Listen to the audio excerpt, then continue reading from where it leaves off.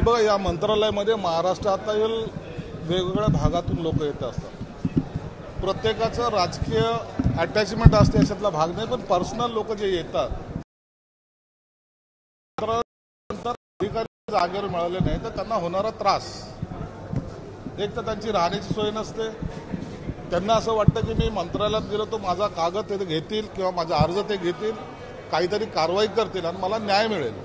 एक न्याय मिळायच्या भावनेतून जेव्हा मंत्रालयात लोक हजारोच्या संख्येने येतात आणि अधिकारी जागेवर नसले तर त्या मुक्काम कुठे, खायचं कसं, झोपायचं कसं, ही मुंबई आहे. आणि म्हणून हा सगळ्या प्रॉब्लेमचं आपण दुर्लक्षित करून चालणार नाही. म्हणून मी मुख्यमंत्री साहेबांना पत्र दिलेलं आहे की साहेब, ह्या लोकांना, काही लोक तर मंत्र्याकडे गेलोय, सेक्रेटरीकडे गेलोय, आता आम्ही मिटिंगमध्ये आहोत असं सांगून मला वाटतं मंत्रालयात बसायची काही लोकांची मानसिकता नाही आहे आणि हा करायला पाहिजे.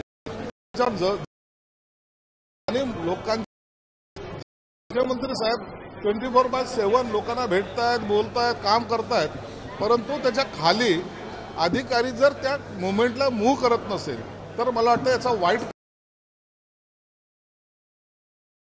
राहावा अशी विनंती मी मुख्यमंत्र्याला.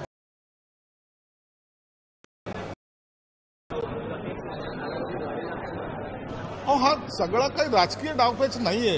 एक लक्षात घ्या, गेल्या वेळेला जेव्हा सरकार स्थापन झालं ते 25 नोव्हेंबरला, आणि तो कालावधीला त्यापर्यंत सरकार स्थापन झालं पाहिजे हे निवडणूक आयोग, इलेक्शन कमिशनर जे आहेत त्यांनी तो निर्णय घ्यायचा आहे.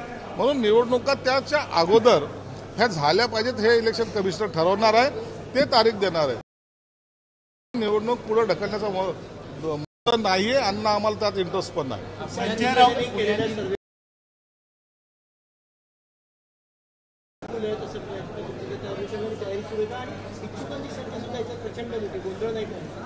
महायुतीमध्ये सर्वजण आज एक वेगळ्या भावनेतून पाहतायत. त्यांना असं वाटतंय की आता सत्ता येणार आहेत आणि म्हणून इच्छुकांची गर्दी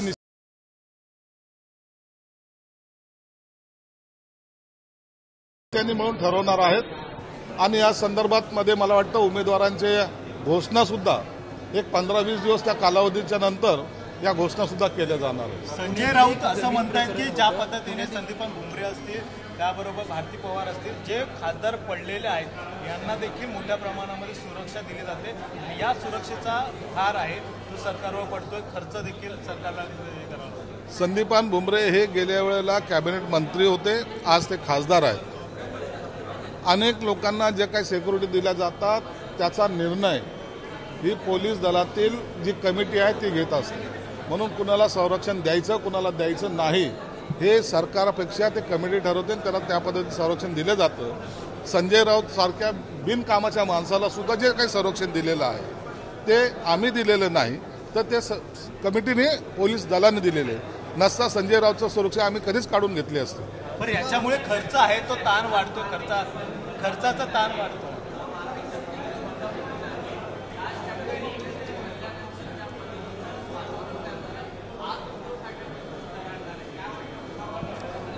मार्मिक हे खऱ्या अर्थानं शिवसेनेचं मुखपत्र, साप्ताहिक जरी असलं तरी मुखपत्र म्हणून आम्ही त्यांच्याकडे पाहायचो. आज जे ज्येष्ठ पत्रकार आहे भाऊ तोरसेकर त्या काळामध्ये त्याचे संपादक होते.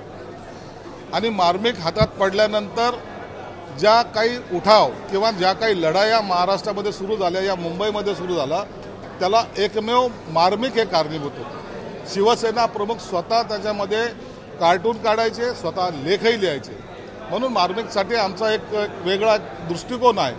परंतु आत्ताचा सामना आणि मार्मिकमधला जर फरक जर पाहाल तर सामना हे इतरांच्या गोष्टी छापण्यामध्ये काय म्हणता येईल त्याला मग्न आहे. राहुल गांधीचा फोटो सामनाच्या फ्रंट पेजवर कसा येईल हे पाहण्यामध्ये मग्न आहे.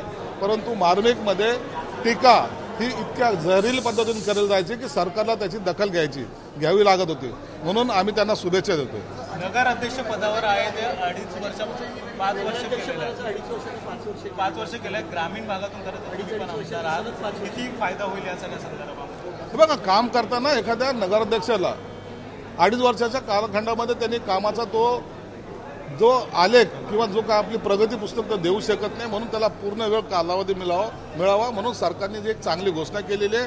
आता जबाबदारीतून मुक्त होता येणार नाही, तर जबाबदारीने काम करावं लागेल, हा त्याच्या मागचा उद्देश आहे. पुण्यातील एक सरकारी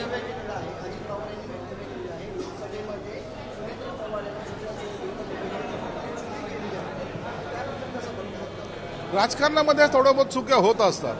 अजित दादाला उभं त्या सुळेच्या विरोधात उभं करायचं का नाही करायचं हा त्यांचा वैयक्तिक निर्णय होता, आणि म्हणून त्याच्याबद्दल जर त्यांनी आज चुकी कबुली केली असेल किंवा चूक वाटत असेल तर हा त्यांच्या मनाचा मोठेपणा आहे. पुण्यातील एक जमीन प्रकरण होतं, ते सुप्रीम कोर्टामध्ये जी सुनावणी होती, राज्य सरकारने अजून त्यांचे पैसे दिले नाहीत. त्याच्यामुळे सुप्रीम कोर्ट असं म्हणत आहे की सरकारला योजना देण्यासंदर्भात पैसे आहेत, परंतु जमीनदाराचे द्यायला पैसे नाहीत. अशा प्रकारे सुप्रीम कोर्टानं सरकारला फटका दिला आहे. सचिव देखील उपस्थित राहत नाहीत सुनावणीला, वारंवार सुप्रीम कोर्टानं आदेश दिले.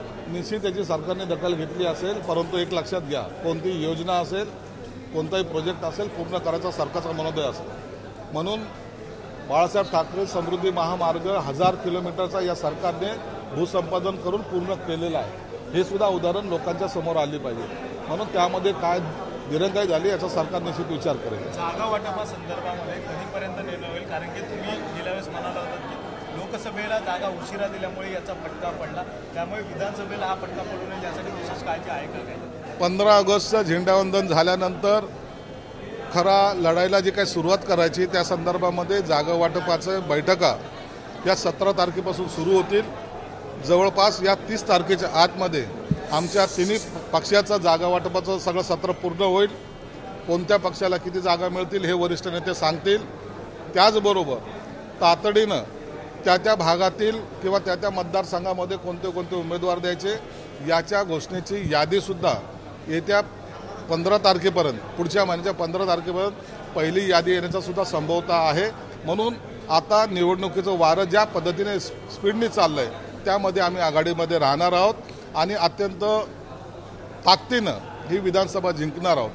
महाराष्ट्रामध्ये महायुतीचं सरकार येईल यासाठी आज सर्वजण आम्ही सज्ज आहोत आणि सर्वसामान्य जनता ही माझी लाडकी बहीण योजना असेल, सर्वसामान्य कामगार असेल, विद्यार्थी असेल, या सर्वांना महायुतीमध्ये आता आपलं सरकार आणायचं आहे हा त्यांचाही निर्धार आहे आणि त्यांच्या आशीर्वादानंच आम्ही महायुतीत सरकार स्थापन करणार आहोत. शेवटचा प्रश्न, मंत्रिमंडळाचा विस्तार तर लांबलाच, तो झालाच नाही, मात्र ज्या समित्या आहेत, महामंडळ आहेत, याचं एक कुठेतरी घोडमध्ये आढळलेलं आहे, ते होईल का पूर्ण? मला वाटतं या 8 दिवसामध्ये महामंडळाच्या काही च्या घोषणा होतील आणि याच्या बैठकाही गेल्या आठवड्यामध्ये झालेल्या आहेत. निश्चितच 1-2 दिवसामध्ये किंवा आठवड्याभरामध्ये या महामंडळाच्या घोषणा होतील. एबीपी माझा, उघडा डोळे बघा नीट.